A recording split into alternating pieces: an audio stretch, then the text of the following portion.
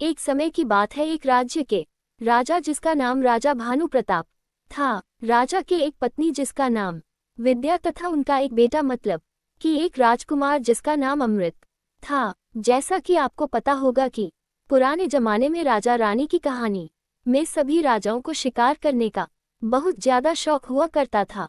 इसी तरह से राजा भानु प्रताप को भी शिकार करने का बहुत ज्यादा शौक था। वह शिकार करने के लिए दूर दूर तक अकेले निकालो जाते थे।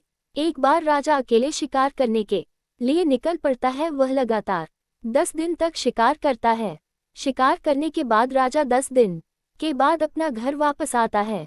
राजा घर आते ही उसके परिवार वाले देखते हैं कि राजा की हालत काफी ज्यादा खराब है और उनके शरीर में बहुत ज्यादा दिक्कत आ गई है। राजा अपने आप से चल फिर भी नहीं सकता था, न ही अपने घुड़सवारी से उतरकर नीचे जा सकता था। उसके बाद सेना के सेनापति आता है और राजा को उतारकर राजमहल में बिस्तर पर लेकर जाता है। उसके बाद महारानी विद्या सेनापति को आदेश देती है कि वह जाए और राज्य के सबसे माने जाने वाले महान वैद्य को बुलाकर राजमहल लेकर आए हैं। सेनापति जाता है और राज्य के सबसे बड़े विद्यमान वह देखो महल में लेकर आता है। वैद्य जी राजा की हालत का खबर लेते हैं। उसे अच्छी तरह से देख रहे करने के बाद कहता है कि राजा की हालत बहुत ज्यादा खराब हो चुकी है। लगता है कि अब राजा जी कुछ दिन ही बचेंगे हैं। यह सुनकर रानी के पैरों तले जमीन हिल जाती है। साथ ही साथ राज्य भर में सभी लोगों को ये डर सताने लगता है कि उसके बाद उसका राजा का क्या हाल होगा और फिर दोबारा राजा कौन बनेगा। तभी रानी विद्याओं पूछती है कि अवैध जी से राजा को क्या हुआ है जो इतना ज्यादा स्वास्थ्य खराब हो गया है। तभी वैद्य जी कहते हैं कि राजा एक प्रकार का श्राप का कार्य किए हैं, जिस कारण से उन्हें प्रकृति की देवी का श्राप लग गया है। अब राजा का बचना मुश्किल है, क्योंकि इसका इलाज तो मुझे भी नहीं पता है। राजा जी को जो काम नहीं करना चाहिए था, जिस काम पर पूरी तरह से पाबंदी थी, राजा जी ने वही काम किया है। इसी कारण से उसका स्वास्थ्य खराब हो चुका है। कुछ दिन बीतने के बाद ही राजा की अचानक मृत्यु हो जाती है।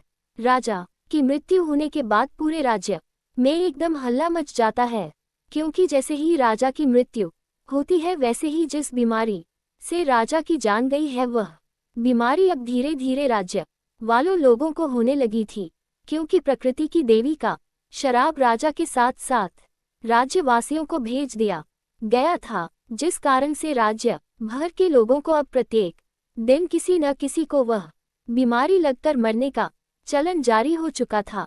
पूरे राज्य में हाहाकार मच गया था, क्योंकि इतनी ज्यादा बड़ी बीमारी है और रोज कोई ना कोई जान से जा रहा है और उसका कोई इलाज भी नहीं मिल रहा है। उसके बाद राज्य वाले कहते हैं कि चलो ठीक है, अब नए राजा का ऐलान किया जाए। तभी सभी लोग मिलकर रानी विद्या जी को नए राजा के रूप में राज सिंहासन पर बैठने का सभी लोग तथा सेनापति आग्रह करता है।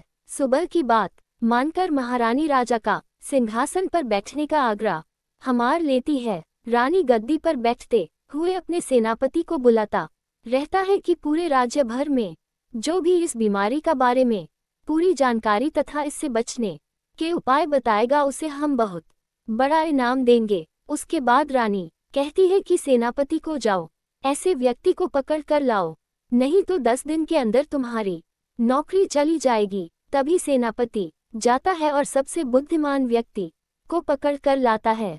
राज्य भर के कहानी सुनने के बाद वैद्य जी कहते हैं कि राजा जी जब शिकार पर गए हुए थे तब उन्हें एक बहुत सुनहरी पेड़ दिखाई देती है। राजा जी इस सुनहरी पेड़ रखो काटने के लिए अपने सैनिकों को आदेश दे देता है, लेकिन वह सुनहरी पेड़ कोई मामूली पेड़ नहीं था, वह प्रकृति की देवी का पेड़ था, जिसे प्रकृति की देवी के द्वारा लगाया गया था तथा उनका स्मरण करने के लिए पूरे पर्यावरण को उसी प्यार की वजह से अच्छी तरह से देखरेख हुआ करती थी।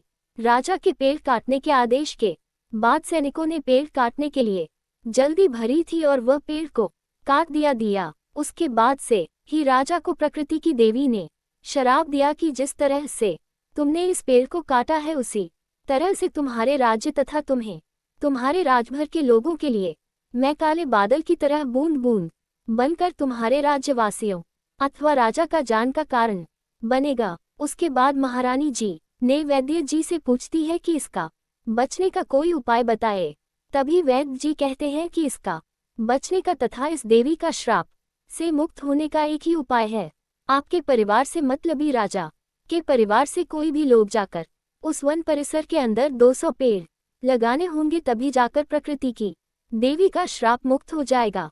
जैसे भी इस प्रकार का भारतीय चल रहा था, वैसे ही राजकुमार के रूम से आवाज आती है। सभी लोग दौड़े दौड़े तथा सेनापति महारानी राजकुमार के रूम में जाता है और देखता है कि राजकुमार की तबीयत अचानक खराब हो गई है।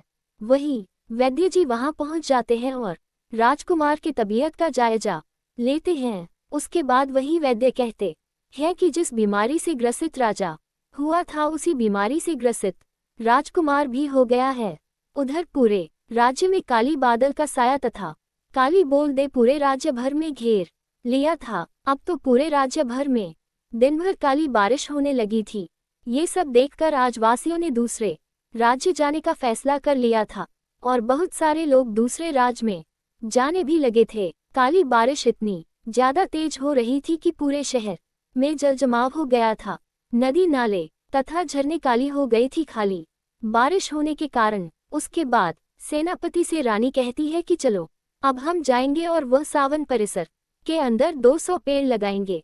बारिश इतनी ज्यादा तेज हो रही थी कि सेनापति बोला, ठीक है महारानी जी, मैं आपके साथ चलूंगा और आपकी सुरक्षा की जिम्मेवारी मैं अपने सर पर लूंगा। फिर महारानी और सेनापति दोनों उस वन परिसर में तेल लगाने के लिए निकल जाता है। जैसे ही वहां पहुंचता है और फिर लगाना शुरू की करता है, वह भी काले बारिश होने लगती है।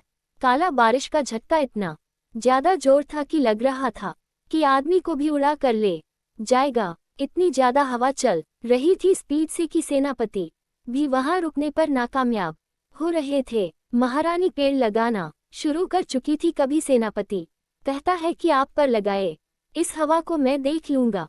जिस तरफ से हवा आ रही थी, सेनापति उसी तरह अपना तलवार तथा हवा को रोकने वाली चीजें लेकर खड़ा रहा। आखिरकार महारानी 200 पेड़ लगाने में कामयाब हो गई थी। जैसे ही उस वन परिसर के अंदर 200 पेड़ लगाने का काम पूरा हुआ, वैसे ही काले बादल तथा काली बारिश थम गया और फिर उसके बाद राज्य भर के लोगों ने चैन की सांस ले। जैसे ही बारिश खत्म हुआ, सेनापति की मौत वहीं पर हो गई थी, क्योंकि बारिश के झटके तथा हवा के झटके के कारणों का शरीर बहुत ज्यादा कमजोर हो चुका था। लेकिन रानी तथा राज्य वासियों को जान बचाने के लिए वह अपने निरंतर कार्य को अंजाम दिया था। राज्य भर के लोग सभी लोग खुशहाल थे, लेकिन सेनापति की मृत्यु से महारानी काफी निराश थी। उसके बाद सेनापति की एक मूर्ति बनाया गया और उसे राजमहल के ग्राउंड में लगाया गया। महारानी ने सभी राज्य वासियों को बताया कि आज खुशहाल में अगर राज्यवासी है तो इसका पूरा श्रेय उसी सेनापति को जाता है, तथा और भी कार्यक्रम के द्वारा सेनापति को सम्मानित किया गया और हमेशा हमेशा के लिए राजवासियों के लिए वह सम्मानित रहेगा, ऐसा वादा किया है। इस मोटिवेशनल कहानी से हमें क्या सीख मिलती है? इस मोटिवेशनल स्टोरी से हमें ये सीख मिलती है कि हमें किसी भी कार्य को बिना अनजाने में नहीं करना चाहिए।